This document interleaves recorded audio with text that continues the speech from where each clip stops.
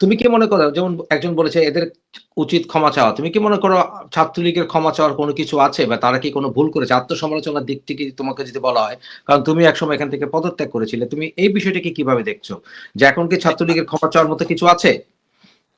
আহ আমি যদি বলি আমার জায়গা থেকে, যে ক্ষমা নয়, ছাত্রলীগের দুঃখ প্রকাশ করা উচিত। আচ্ছা। দুঃখ প্রকাশ করার একটা জায়গা আছে। যদি হুম, স্পেসিফিক আপনি বলেন যে জুলাই আগস্ট নিয়ে, আমার কনসার্ন হচ্ছে যে ছাত্রলীগ যদি চাইতো বা মানে অ্যাবসলিউটলি চিন্তা করতো সক্রিয়তা বজায় রেখে, যে হুম, ছাত্রলীগের প্রথম কাজ হচ্ছে ছাত্রের পাশে থাকা, শিক্ষার্থীর পাশে থাকা। সেখানে দীর্ঘদিন যাবত একটা আহ গণদাবির মতো ছিল যে কোটা পদ্ধতির যৌক্তিক সংস্কার, সেটা 18 সালে এটা নিয়ে আন্দোলন হয়েছে। আন্দোলনের এক পর্যায়ে কিন্তু আপনার নেত্রী এটাকে একেবারে অ্যাবলিশ করে দিলেন।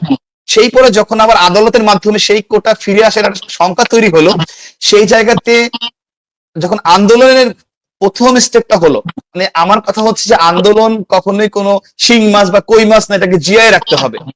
আন্দোলন হলে এটা বঙ্গবন্ধুর যে আদর্শ যদি আমরা মেনে চলতাম, যে বঙ্গবন্ধু বলছে যদি কেউ ন্যায্য কথা বলে সে একজন হলেও তার কথা শোনা উচিত, দাবি মানা উচিত। তো ফ্রম দ্য ভেরি ইনস্ট্যান্স যেটা যেটা হয়তো ছাত্রলীগের উচিত ছিল প্রথম দিনই যখন আন্দোলন করছে পাশে গিয়ে সংহতি জানানো, জানিয়ে ওই যারা সমন্বয়ক বলেন অথবা যারা ছিল তখন আন্দোলনের শুরুতে, তাদেরকে নিয়ে কোর্টে চলে যাওয়া।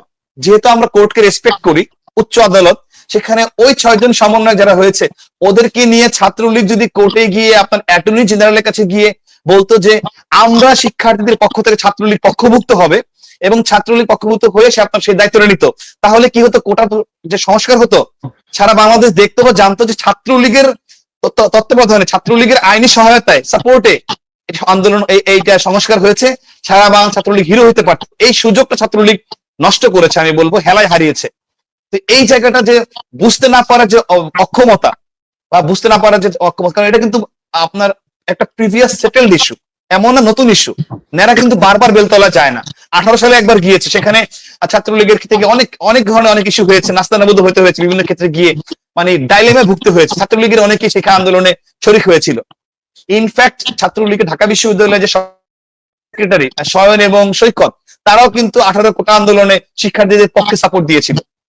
হুম। তারা একদম অগ্রণী ভূমিকা পালন সেটা করেছিল। আমার মনে আছে। কিন্তু আরেকটা বিষয় হচ্ছে তোমার এক্স্যাক্টলি, আমার কথা এইটাই, ছাত্রলীগের অবশ্যই দুঃখ প্রকাশ করার জায়গা আছে, যে তারা যদি শুরুতেই ব্যাপারটা সলভ করতো, তাহলে আজকে কোটা আন্দোলনের এই টিকটিকি কুমির হতো না। সেই কুমির হয়ে সেই কুমির আমাদের সবাইকে খেয়ে ফেলতো না।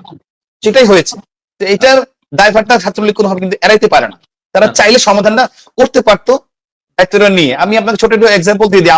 আমি যখন নেতা হলাম 2018 সালের আপনার 31শে জুলাই, সেখানে ঠিক 2 দিন পরে নিরাপদ সড়ক আন্দোলন হলো।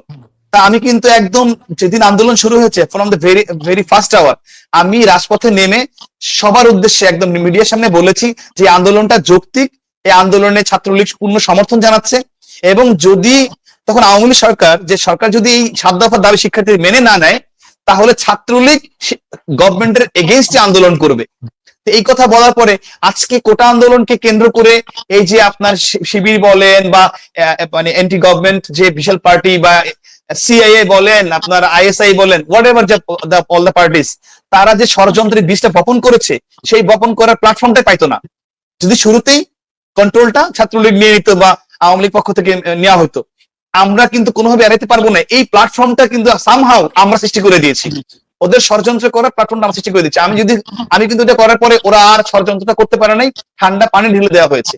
এই সেম কাজটা কিন্তু এখানে করা উচিত ছিল, যেটা করতে ওরা ব্যর্থ হয়েছে। ঠিক আছে রাব্বানি, কিন্তু একটা কথা হচ্ছে তুমি কয়েকটা বিষয় এনেছো, আমি একটু ছোট্ট রিক্যাপ করি। যেমন তুমি সিলেটের কথা বলেছো, সিলেটের কথা বলতে গিয়ে সিলেটের বেশ কয়েকজন ছাত্রলীগের নেতার সাথে আমার কথা হয়েছে, যারা সিরিয়াসলি কিছু অ্যালিগেশনস এনেছে। যেমন বলেছে যে পদবাণিজ্য হয়েছে, কমিটি দেওয়া হয়নি, অনেক কিছু অ্যালিগেশন এনেছে।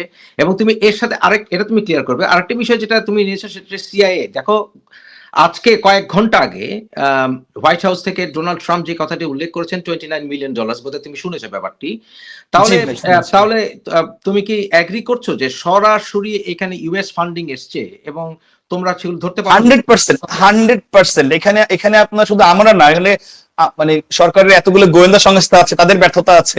হুম। আপনার রাজনৈতিক নেতৃত্ব, যেহেতু গভর্নমেন্ট ছিল আওয়ামী লীগের, তো কোনোভাবেই এই এটার দায়টা কিন্তু কখনো এড়াইতে পারে না। আপনি এখন যখন যা কিছু হচ্ছে, আমরা কিন্তু এই অবৈধ বলে যাই বলেন ইউনূস সরকারকে দায় দিচ্ছি। আলটিমেটলি ওই সময়ের যে ঘটনা প্রবাহ সেখানে কোনো না কোনো ভাবে দায়টা কিন্তু আমাদের উপর চলেই আসে, এবং সেখানে অবশ্যই আমাদের যে এনএসআই ছিল, ডিজিএফআই ছিল, এসবি ছিল, আরো একাধিক গোয়েন্দা সংস্থা কাজ করেছে। তো তারা এইটুকু কনসার্ন দেওয়া উচিত ছিল যে কিভাবে ফান্ডিংটা আসলো। আপনার ইন্ডিয়া আমাদের চেয়ে 22 গুণ বড় একটা দেশ, সেই দেশের ক্ষেত্রে জন্য $1 বিলিয়ন, আর বাংলাদেশ 22 গুণ ছোট একটা দেশ, ওরা কতটা কনসার্ন ছিল এখানে $29 million, point to be noted. Hmm ইন্ডিয়ার জন্য 21, বাংলাদেশের জন্য 29। Hmm so they are highly concern. এবং এটা আমরা সবাই জানি যে ডেমোক্রেটদের সাথে ইউনূস সাহেবের যে একটা ভালো সম্পর্ক, তার বান্ধবী সবাই বলে হিলারি ক্লিন্টনের হাজবেন্ড ছিল আপনার বিল ক্লিন্টন, তাদের ক্লিন্টন ফাউন্ডেশন, সেই ফাউন্ডেশন উনি 2016 সালে হিউজ একটা অ্যামাউন্ট ডোনেট করেছিলেন, তার বিভিন্ন সময় তাকে সাপোর্ট করেন, সেখানে আপনার গ্রামীণ আমেরিকার থেকে তার নিয়মিত ফান্ডিং যায়, ডোনেশন যায়। এই যে আপনার তাদের যে একটা কানেক্টিভিটি ডেমোক্রেটের সাথে, এটা তো মানে অনেক আগে থেকে চলে আসতেছে। আচ্ছা তো আলটিমেটলি সেটা তো আমাদের এই বিষয়টা কনসার্নে নেওয়া উচিত ছিল।